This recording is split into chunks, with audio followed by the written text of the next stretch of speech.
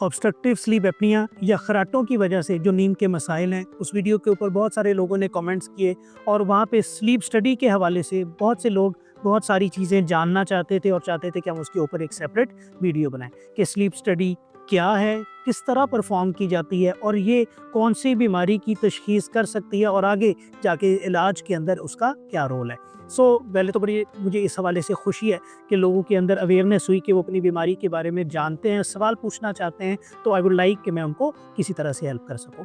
Sleep study basically एक test है जिसके अंदर हम स्लीप की स्टडी करते हैं कि यानी जो हमारी रात गुजरी, जो हमारी नींद थी, उस नींद का क्या स्टेटस था, उसके अंदर कैसी क्वालिटी ऑफ स्लीप थी, क्या हम गहरी नींद में सोए या बहुत सतही यानी सुपरफिशियल नींद रही और इस दौरान हमें बार बार इंटरप्शन का सामना करना पड़ा, जैसा कि ऑब्स्ट्रक्टिव स्लीप एपनिया या खर्राटों वाले मरीजों में उनको बार बार उठना पड़ता था लाशौरी तौर पे और उनका ब्रेन अलर्ट हो जाता था और इनकी नींद पूरी नहीं होती थी। सबसे पहले किस तरह करते हैं, एक मशीन है जो कि बड़ी पोर्टेबल सी है, सेंटर्स भी बने हुए हैं और लोगों को होम केयर फैसिलिटी के साथ भी घर में एक मशीन लगा देते हैं, जैसे ही उनके सोने का टाइम हो वो लगा के सो जाते हैं। कोई बहुत कॉम्प्लिकेटेड चीज़ नहीं है। नंबर 1, मशीन की सर्विस घर पे अवेलेबल है। नंबर 2, वो करती क्या है, वो सारी रात आपका डेटा रिकॉर्ड करती है। नंबर 1, कितने ज़्यादा खर्राटे आए। नंबर 2, कितनी आपकी ऑक्सीजन में सोते हुए डिप आया, यानी ऑक्सीजन कम से कम कितनी जाती है और कितनी दफ़ा आपका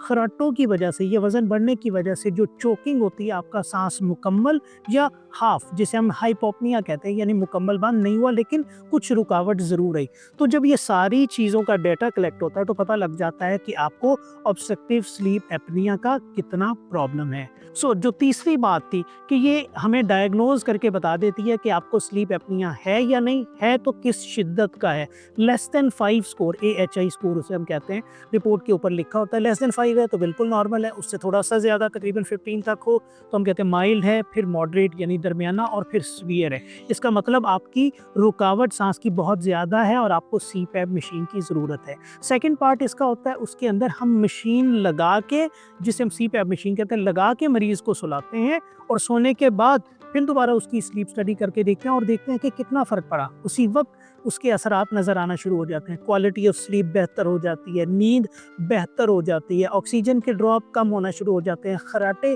गायब हो जाते हैं और इसी तरह जो AHI स्कोर था वो भी बेहतर हो जाता है। इमीडिएट आप इमेजिन करें, छोटी सी मशीन लगी और 2 घंटों में आपकी स्लीप मुकम्मल तौर पे बदल गई। डेफिनेटली ये बहुत ही हेल्पफुल मशीन है। स्लीप स्टडी कोई बहुत कॉम्प्लेक्स टेस्ट नहीं है, आसान, पोर्टेबल, स्लीप सेंटर पे भी और घर पे भी दोनों की सहूलत मैसर है। फिर भी इससे रिलेटेड आपकी कोई भी क्वेरी हो तो आप कमेंट सेक्शन में मैसेज करके पूछ सकते हैं। अपना ख्याल रखें। अल्लाह हाफिज़।